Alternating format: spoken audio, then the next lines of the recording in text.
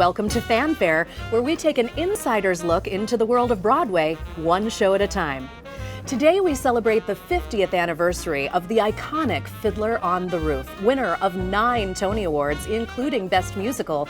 Joining us around the table today at Sardi's Restaurant in New York City is Fiddler on the Roof's lyricist, Sheldon Harnick, and 2 of its original stars, Austin Pendleton and Joanna Merlin.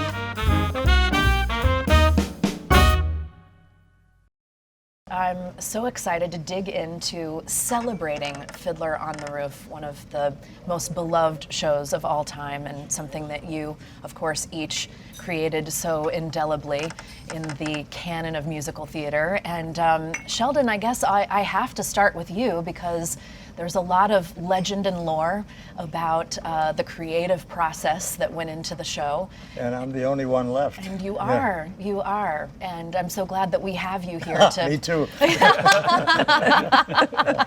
The whole thing started when some friend, and I can't remember who it was, sent me a different book by Sholem Aleichem called Wandering Star.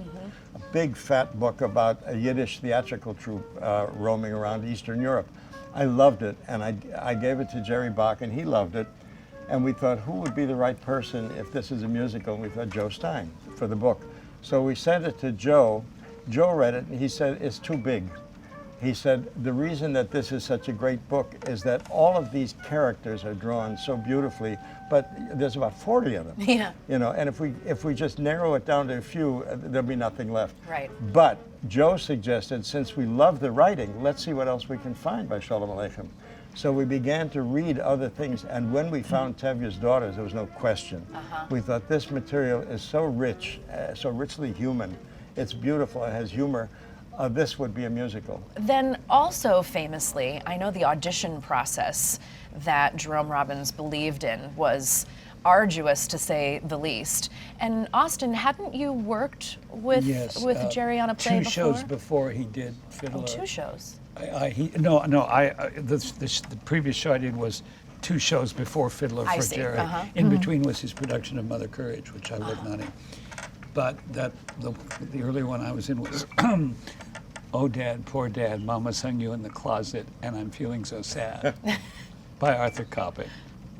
And Jerry directed it. And I've also heard that, wasn't he seeing you for Perchik first? Yes, he was. I was thrilled. I wanted it so badly. Yeah. And then finally at the 6th audition, which is about par for the course, I kept coming back and I read the scene where he was interpreting the Bible for the kids, and I read this scene, a scene with Huddle, and I was just so, that part of Perchik was so much the opposite of the part in Oh Dad, Poor Dad. Sure. I mean, it, like polar opposite. Yeah. That I just was thrilled. And I kept being called back for it. So I had 6 auditions for Oh Dad. So I thought, around number 6, I'll get the part, you know. And then at the 6th one, I read Perchik again and was leaving. And Jerry said, while you're here, will you read a scene from The Tailor, from Muddle? And I thought, oh, that stupid part. Well, okay. But I read it indifferently. First of all, I hadn't prepared it, but secondly, I thought, I don't want to overshadow the brilliance of my reading for Perchik, which apparently did not exist, because so I read Muddle sort of offhandedly, and the next day I got the part of Muddle, and I went into a snit at my agent's office. And that's the performance you give. Yeah, right, yeah. Begrudgingly. Right. Yeah, right, yeah. Then about 2 weeks after that, and I accepted it. I mean, yeah. Yeah. I mean, which was very gracious of me, I felt. You know. And so then 2 weeks later, I'm crossing Columbus Circle at 5 o'clock one afternoon on the way to a singing lesson. Hurrying the other direction is Jerry Robbins, who stops me and says, glad you're playing the part. Now that we know you're playing it, we're going to reconceive the whole character. I don't know if that's how he put it to you all. No. But that's what he told me. I never heard that, no. And I said, well, in what way? Is he going to be a revolutionary? Perchik draws him in. Yeah, right. And he said, no, he's going to be like, he's hurrying and I'm hurrying. We're both late for where we're going. One of those New York moments. Yeah, and it's like, 2 minutes to 5. And he said, no, he's going to be like a tenacious fighter where it's just improbable he could ever get anywhere, but he just won't let go. Wham, and he's off. And I thought, well, that sounds kind of interesting, because the part before wasn't quite like that, although to be fair to it, I had not read it carefully. I barely looked at the script other than the perching scene. Well, Joanna, I want to turn to you because, of course, as important as Tevye to this story are the daughters. And having you here as an original cast member is so special. And so, you know, in terms of, we kind of picked up with Austin and his audition process. Did you have a crazy audition process as well?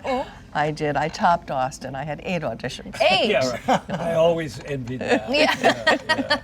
Oh, if only I would have had those 2 more times. Let me just chime in for a minute. Please. When Joanna came in, she always auditioned with her soprano voice, and frankly, the soprano voice was not very good. It was terrible. You know, and every audition she's the best actress we've seen, but that voice. And then It all comes out in 50 years later. about the 8th audition, somebody had the brains to say, Joanna, do you have a chest voice? And that was fine. But that's we not suddenly how heard that. it's not how it happened, Sheldon. Well, that's how I remember it. Because as soon as we heard the chest voice, we said, hire her. No, that happened. But how it happened was that after 7 auditions and working with you and Jerry on Far From the Home I Love, it was still terrible. And I had told Jerry in the beginning, I said, when he said, I'd like you to audition for Fiddler, I said, I'm not a singer. He said, oh, don't worry about it, it'll be fine. And he had this image that I should do Huddle. And, you know, Huddle is a legit soprano voice, and so I kept trying, and it was just awful. And after the 7th audition, he said, I want to come to your singing lesson, and I want to hear everything that you sing. And so This was it Jerry was Robbins or Jerry Bob? Jerry Robbins. I didn't know Jerry that. Robbins came to your singing lesson? Come on, you knew that. No, not that. I wrote it in my book. Well, You didn't read my book. I read every other page. Yeah, right. It was a Saturday morning, Oh, my and I God. was studying with Carmen Gagliardi. Was she That's- intimidated? What? He. You worked on the Sabbath? Yeah, right. It was a rainy morning. Yeah. His studio was at 71st and Broadway, and Jerry met me there, and he said, "Okay, just sing everything." And so one of the songs I sang was Irma la Douce, da da da da da da, and he said, "Sing that song at the next audition." Now, what can I ask you a question, Sheldon? I've wanted to ask you this for 50 years. Why didn't anybody ever ask me if I could sing in a chest voice? We were brainless. Yeah.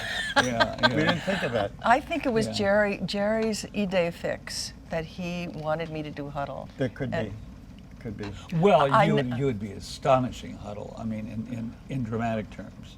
I mean, thank God you played Seidel. No, because we were See why I contemplating. love this man? We Yes. were contemplating the idea of having you playing 3 daughters. But we didn't know how to arrange that.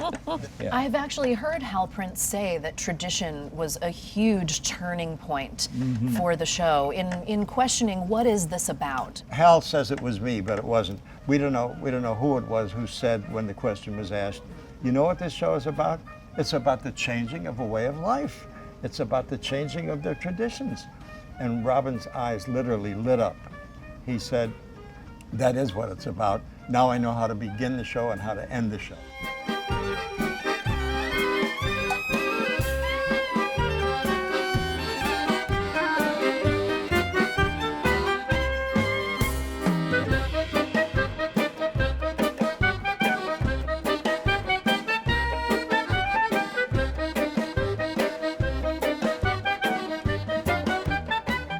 Steve Sondheim told me something. He said, this is what you've got to watch out for. I'd never sung or danced with an orchestra before. The Variety review basically said Yeah. none of us could act or sing or write. I'm told they're going to fire Jerry Robbins.